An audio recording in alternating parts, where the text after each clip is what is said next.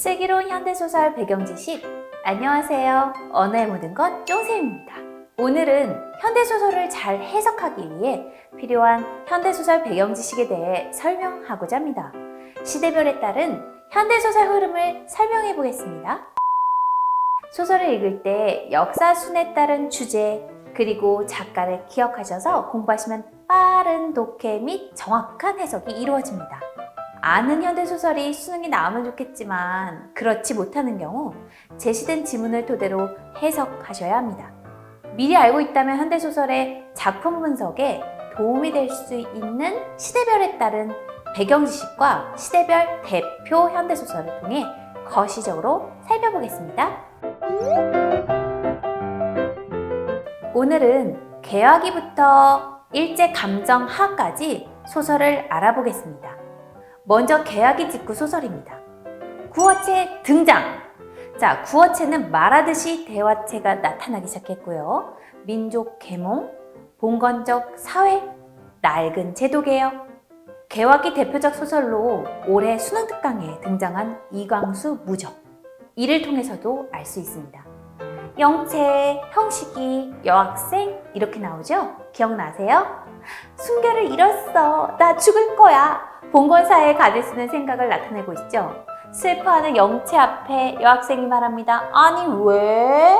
사랑하는 사이에도 아니잖아. 사랑하는 사람과 다시 만나. 신여성의 마인드 뿜뿜. 이처럼 개화기 직후 소설은 개화와 신문명을 받아들이고 봉건사회 낡은 제도를 개혁하고자 합니다. 또한 구어체가 자연스럽게 그리고 대화하듯이 현대소설의 어체가 나타나기 시작합니다. 다음으로 일제감정하입니다. 일제감정하는 첫째, 서민들의 비참한 삶을 드러내는 소설.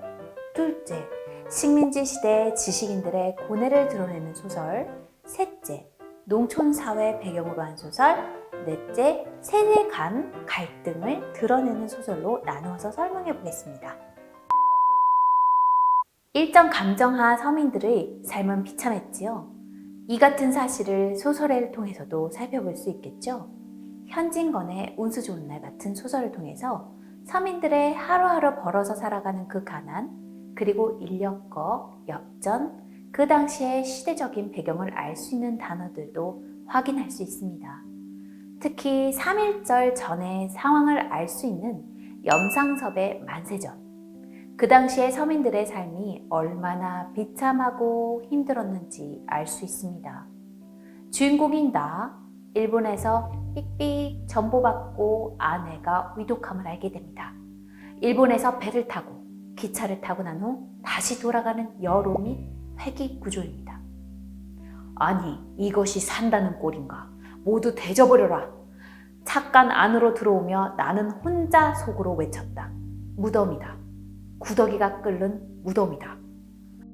소설 속의 나, 일제 감정기의 조선 현실에 대한 비유적 표현입니다.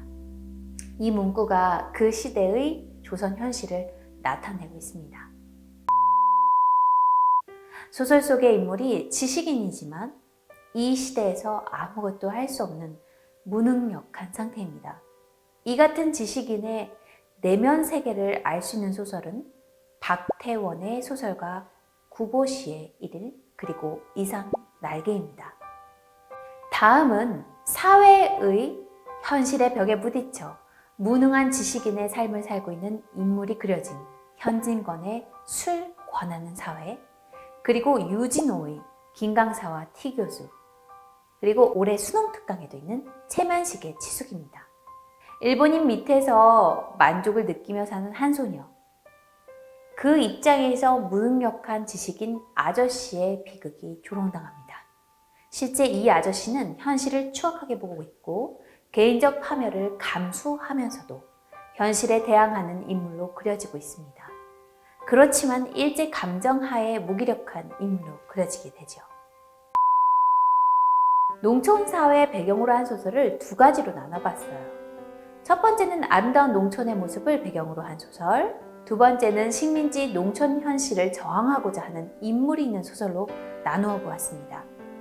향토적 농촌의 모습을 그릴 수 있는 이호석의 메밀꽃 필 무렵 달은 지금 긴 산허리에 걸려있다. 밤중을 지난 무렵인지 죽은 듯이 고요함 속에서 짐승 같은 달의 숨소리가 손에 잡힐 듯이 들리며 콩포기와 옥수수 잎새가 한층 달에 푸르게 젖었다. 어때요? 그 배경이 마치 머릿속에 드러나는 듯하죠? 황순원 작가의 별과 주요섭 작가의 사랑 손님과 어머니 역시도 향토적 농촌 모습을 그릴 수 있는 소설입니다. 다음으로는 농촌을 배경으로 하면서 식민지 농촌 현실을 저항하고자 하는 인물이 등장하는 소설입니다. 먼저 이기영의 고향, 박영준의 모범 경작생, 그리고 김정한의 사촌 같은 소설입니다. 농촌에서 벌어지는 부조리한 현실에 농민들은 직시하고 이를 극복하기 위한 과정으로 볼 수 있습니다. 자, 세대 간의 갈등을 드러내는 소설 염상섭 작가의 3대 채만식의 태평천하, 작년 수능 특강에 있었던 이태준의 복동방, 올해 수능 특강에 있는 이태준의 돌다리까지 세대 간 갈등을 살펴볼 수 있는 작품들입니다. 자, 지금까지 개화기부터 일제감정기까지 소설을 알아보았습니다. 여러분들이 아는 소설도 있고요, 모르는 소설도 있죠. 그러나 그 시대의 대표적인 소설들입니다. 이를 토대로 인물의 분석과 그리고 그 당시의 세태를 알 수 있는 소설들이 많거든요. 꼭 찾아보시고 확인해 보셨으면 좋겠습니다. 수능특강뿐만 아니라 지금까지 나왔던 모의고사 및 수능에서도 나왔던 A급짜리 문제들입니다. 다음 시간에는요, 광복 이후부터 6.25 전쟁 소설에 대해 알아보겠습니다. 구독, 좋아요 눌러 안녕!